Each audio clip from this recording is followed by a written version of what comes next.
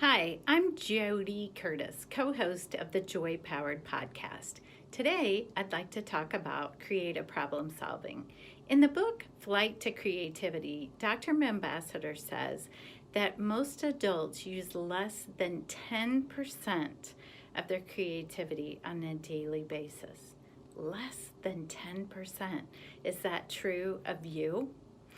Creativity is a skill. That means we can develop it and that we can grow it.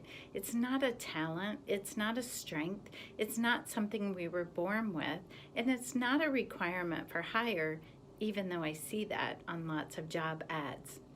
I'm fascinated by this topic because I myself was trained as an accountant and worked as an accountant for 9 years.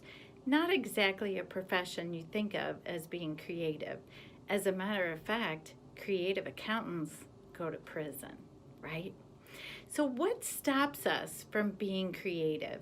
I think it's a multitude of different things. We focus on the short term versus visualizing on the future. We worry about expressing ignorance, or sometimes we simply know too much that blindsides us from thinking differently about it. We have a fear of making mistakes, or we make too many assumptions, or we have a fear of being different, or we get stuck on the rules or what has been done in the past.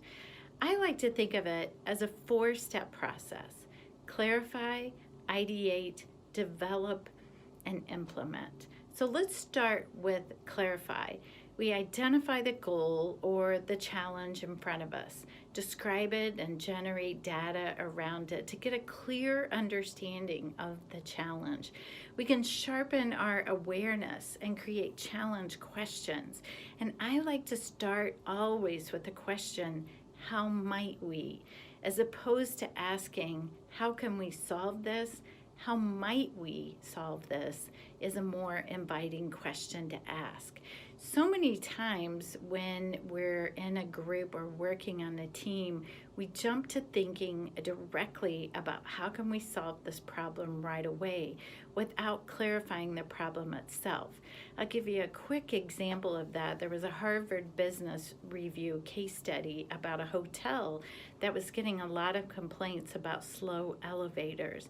So they put together a team that came up with some very expensive ideas on how to fix or implement or build a brand new elevator, when someone said, how might we put up some mirrors or artwork where the customers are standing to wait on the elevator, and voila, no more comments about slow elevators. So the perception of the wait time suddenly became shorter.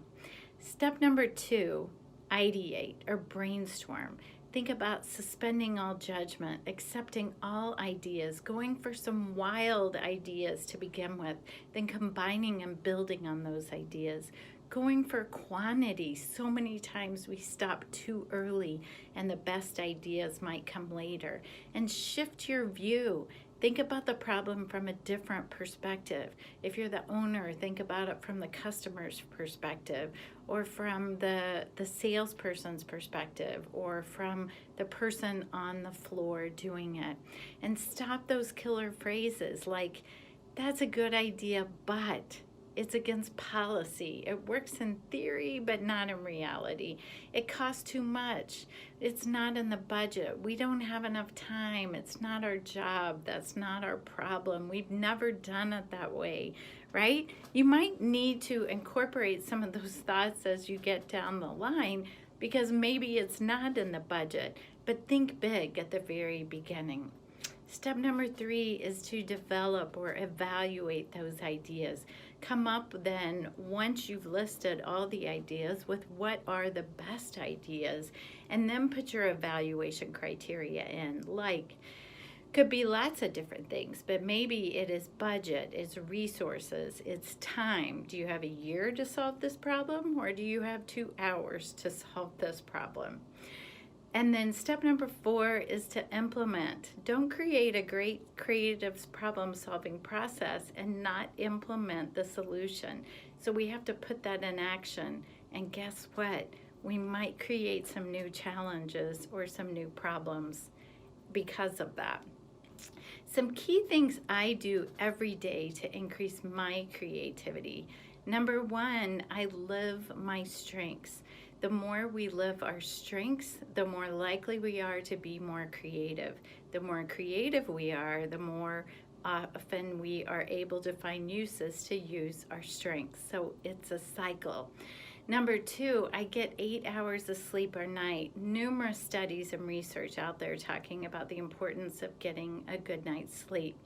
Number three, I read a lot and I create new experiences for myself by traveling or simply seeing new scenery. So check out the JoyPowered podcast wherever you listen to your podcasts. And we have a podcast on creative problem solving where you can hear lots more information. Or go directly to getjoypowered.com to find out more. Thanks, and make it a great day.